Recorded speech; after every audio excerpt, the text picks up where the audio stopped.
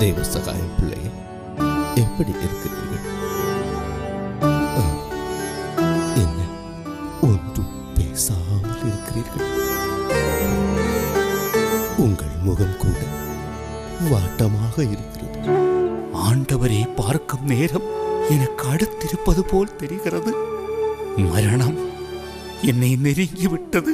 Mister பிள்ளை, நீங்கள் மனதை போட்டு குழப்ப வேண்டாம். எல்லாம் கடவுளின் சித்தப்படிதான் நடக்கும். ஜெபிப்போம், நன்றாக ஜெபிப்போம்.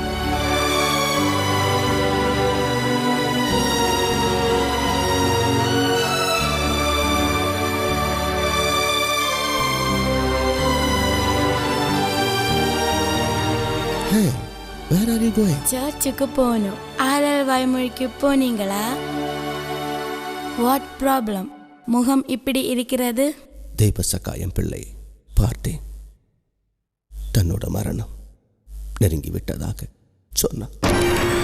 நான் உடனே ஒரு ஆள் அனுப்பி ஞானப்பூவை அங்கே போய் பார்க்க சொல்லணும்.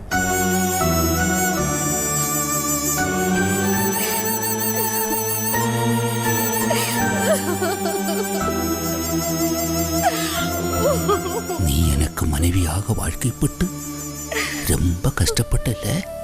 நீ என்னால் பட்ட வேதனைகளை எல்லாம் கடவுளுக்கு காணிக்கையாக கொடு.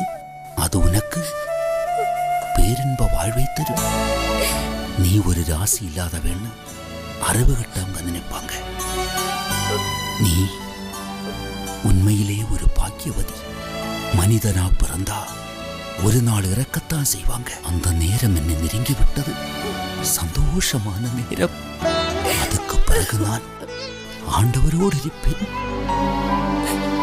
நீயும் ஒரு நாள் என்னோடு பேரின்ப வீட்டில் இருப்பாய். எவ்வளவு சந்தோஷம்! அழிவில்லாத நிலையான சந்தோஷம்.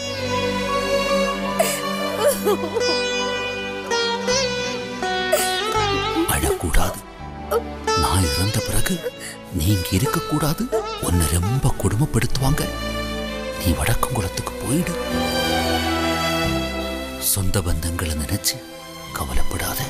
நமக்கு எல்லாமே இயேசுதான்.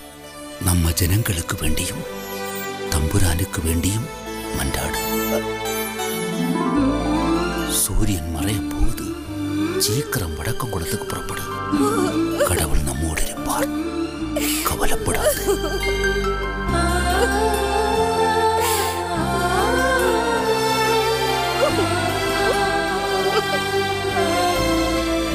டேய், இந்த ஆளு ஒரு புண்ணியவான் தான். எப்படி சொல்ற? நேற்று மகோதர வியாதியில் ஒரு பொண்ணை கொண்டு வந்தாங்க இல்ல, இவர் ஜெபம் பண்ணதுல அந்த நோய் அப்படியே குணமாகி போச்சு. காரியக்காரனை தீர்த்து கட்ட அதிகாரிகள் அனுமதி வாங்கியாச்சு. சிங்காரம் பிள்ளை உத்தரவு ஓலையுடன் மங்கம்மாள் சாலையில நிற்கிறாரு. இவன் அங்க கொண்டு போக சொன்னாங்க. சரி சரி, இந்த விஷயம் அவனுக்கு தெரிய வேண்டாம். ஏய், எழுந்துரு. தம்புரா உங்களை வேற இடத்துக்கு மாற்ற உத்தரவிட்டு இருக்காரு.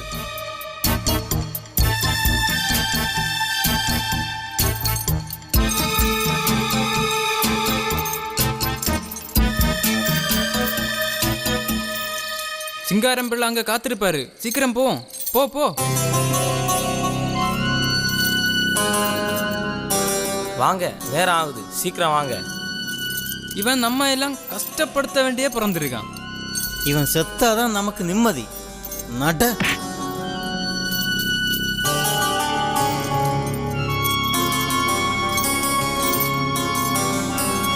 போற இடம் எங்கன்னு தெரியாது, அதான் இப்படி போறான். நீங்க எங்க கொண்டு போறீங்கன்னு எனக்கு தெரியும். அந்த நல்ல வேலைக்காகத்தான் நானும் காத்திருந்தேன். அதிகாரிங்க ரகசியமா திட்டம் போட்டது இவனுக்கு எப்படி தெரியும்? நீங்க சொன்னீங்களா? நான் சொல்லல, நீங்க சொன்னீங்களா? அதுவா இப்ப முக்கியம். சீக்கிரம் போ. இவன் இப்படி நடந்தா இவனை காத்தாடி மலைக்கு கொண்டு போக முடியாது. இவனை கிராத்தாடியில கட்டி தூக்கி கொண்டு போவோம்.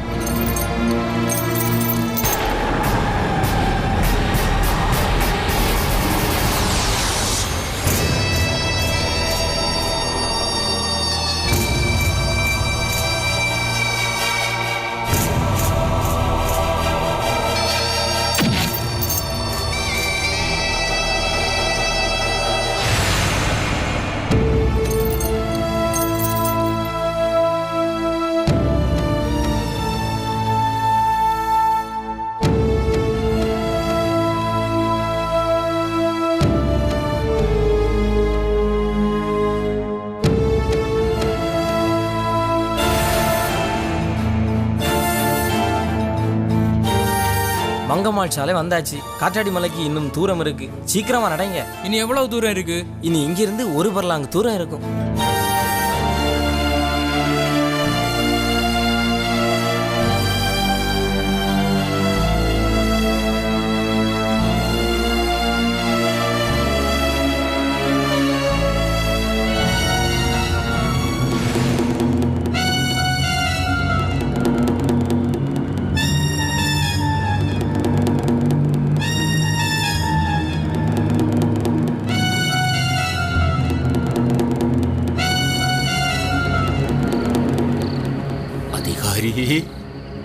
எனக்கு ஜெபம் பண்ண கொஞ்சம் நேரம் வேண்டும். இதை உன் கடைசி ஆசையா நினைச்சுக்க. காவலர்களே, அவனை கட்டவிழ்த்து விடுங்கள்.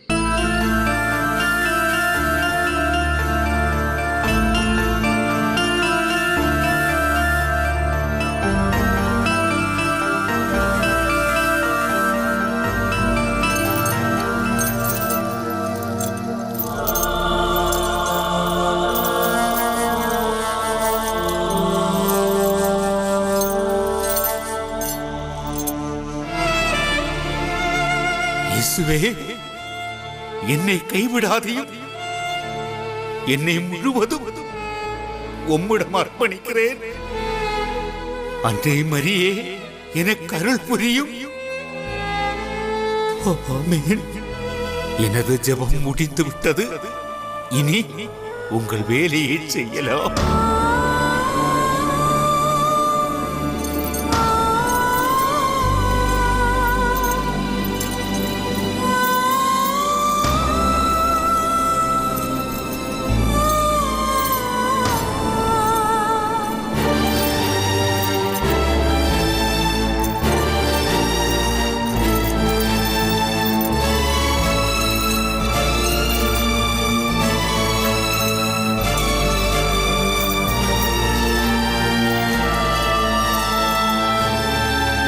காவலர்களே, அவனை கட்டவிழ்த்து விடுங்கள்.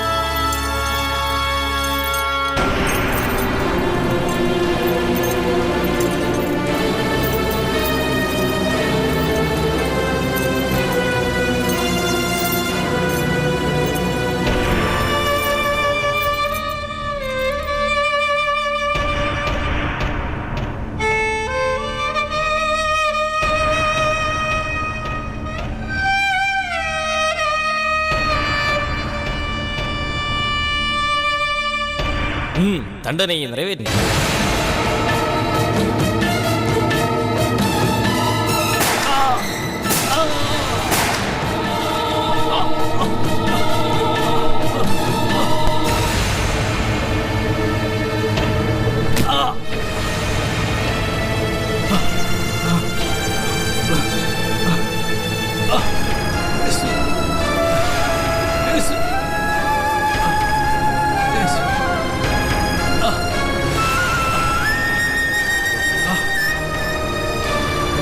காரியக்காரரே, நீர் சாகாததை அறிந்தால் தம்புரான் எங்கள் அனைவரையும் கொன்று விடுவார்.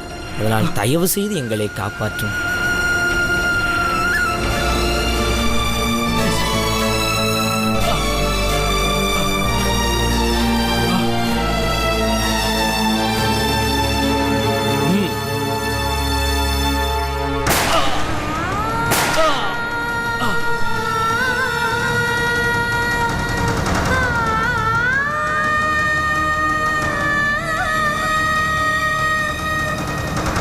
தேவசகாயம் பிள்ளையின் உடலில் 32 காயங்களின் வடுக்கள் இருந்தது. அவர் இறந்தவுடன் பாறை வெடித்து சிதறி மணியோசை கேட்டது.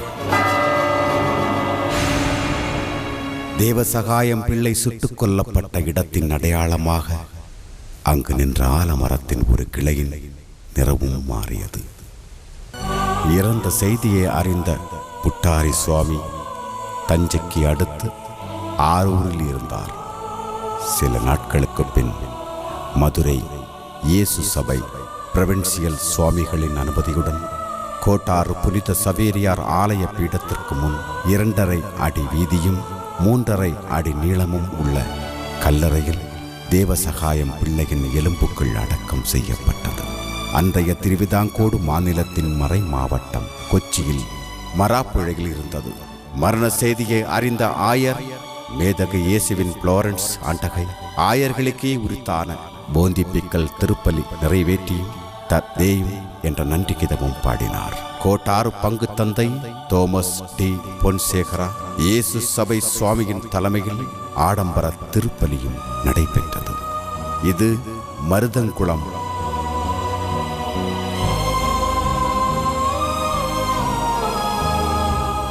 இதன் கரையில் பிள்ளையின் வீடு. இது பிள்ளை இந்துவாக இருந்தபோது வணங்கி வந்த காவா. இந்த கொடியில் உள்ள இலைகள் விசுவாசிகளுக்கு பல அற்புதங்களை செய்கிறது.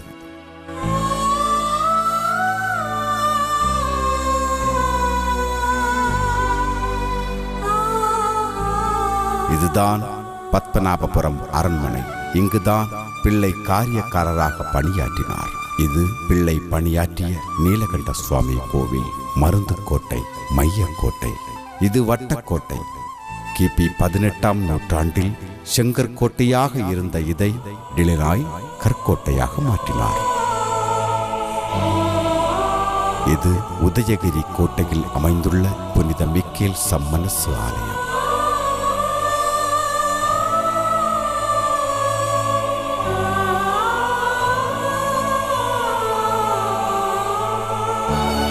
இங்குதான் டிலினாய், அவரது மனைவி மார்கரெட், மகன் ஜோனஸ் டிலினாயின் கல்லறைகள் உள்ளது.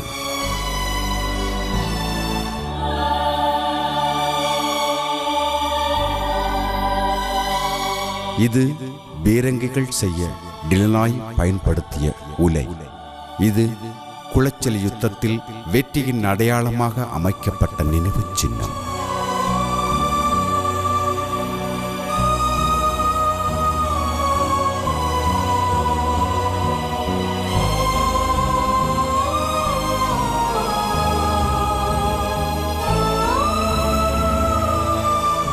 இது வடக்கன்குளம் திருக்குடும்ப தேவாலயம். இங்குதான் பிள்ளையும் மனைவியும் ஞான நீராட்டு பெற்றனர்.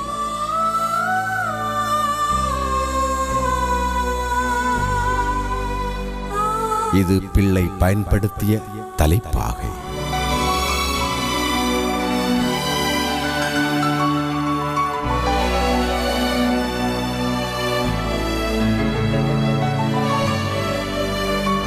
இது புலியூர் குறிச்சி. இங்குதான் பிள்ளை மொட்டெடுத்து நீர் அருந்தியது. இங்கே அசுத்தம் காரணமாக தண்ணீர் இந்த இடத்திலிருந்து மாறி வேறு இடத்தில் இப்போது ஊற்றெடுத்தது. இது பார்வதிபுரம் தூய தைனேசி மாதா கோவில். இங்கு மறை சாட்சியாக மரித்த தேவசகாயம் பிள்ளையின் நினைவில் கற்புரிசு உள்ளது.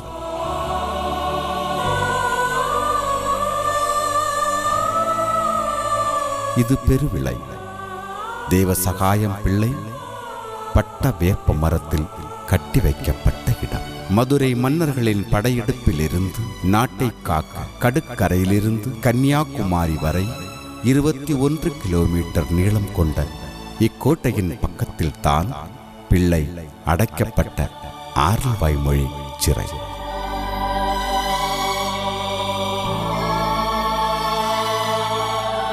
இது பிள்ளை சுட்டுக் கொல்லப்படுவதற்கு முன் முட்டூன்றி ஜெபம் செய்த இடம்.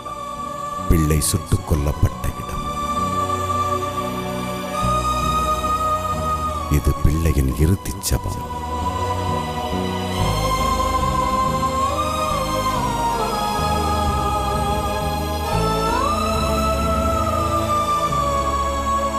சுட்ட பிறகு பிள்ளையின் உடல் பாறையிலிருந்து விழுந்த இடம். இது பிள்ளையின் மரணத்தை அறிவித்த மணியடிச்சான் பாறை. நிறம் மாறிய ஆலமரம். கோட்டாறு புனித சவேரியார் ஆலயத்தினுள் பிள்ளையின் கல்லறை. பிள்ளை இறந்த பின் 14 ஆண்டுகள் வடக்கன் குளத்தில் வாழ்ந்த ஞானப்பூ தன் காலம் கழித்து இக்கல்லறை தோட்டத்தில் அடக்கம் செய்யப்பட்டார்.